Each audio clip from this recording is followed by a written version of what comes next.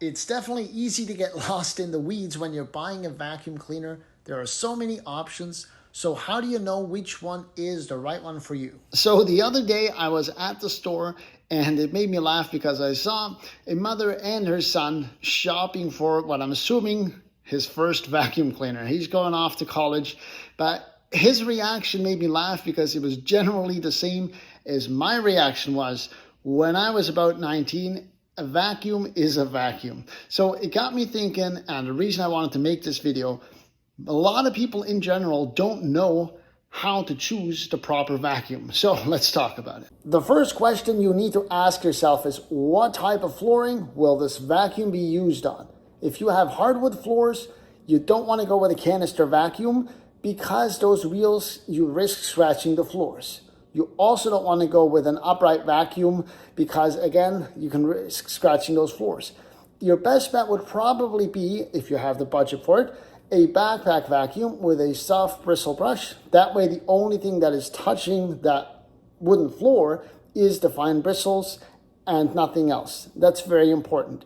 For example, as well, if let's say your home is primarily carpets or your office, you don't want to go with a stick vacuum because they don't have a lot of space, so you'll be emptying that constantly.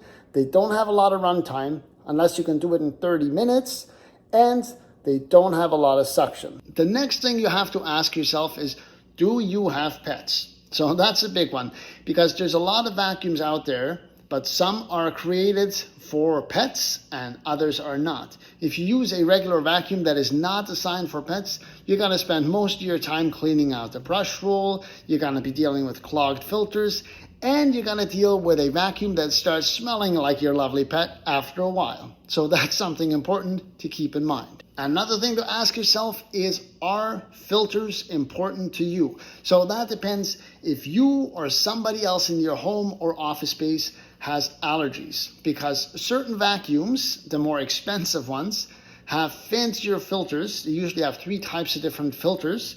So that's very important because those fine particles get trapped in the vacuum and they don't shoot out back. If you buy, let's say, a cheap one from Walmart or something, no offense, Bissell, I love your brand, but some of these lower priced vacuums, I gotta say, a lot of that fine particle stuff just shoots right back at you. And for somebody like myself who has seasonal allergies, I noticed that when I vacuum with that, I have issues afterwards. So ask yourself, are filters important to you? Because if so, you're probably gonna have to spend a little more money for the vacuum. This next one is important, especially for folks who have cleaning businesses. So you have to ask yourself, what is the reliability and the lifespan of that vacuum? Because if you're going to be putting a ton of hours on this thing, how many moving parts does it have? If it has belts that can break constantly, that is annoying and you have to deal with that and it costs money.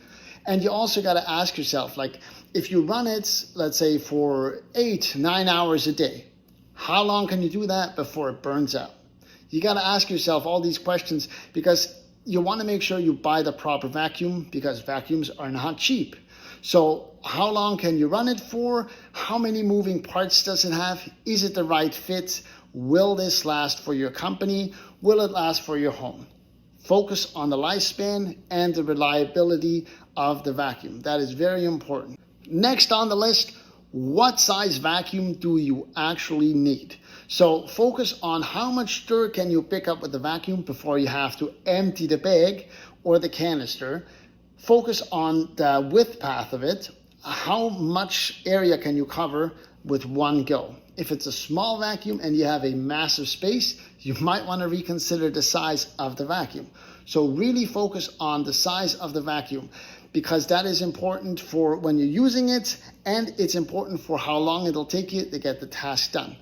Also, keeping in mind, the size of the vacuum sometimes goes with the weight of the vacuum. If you have a lot of stairs in your home, you don't want to be lugging this thing around everywhere.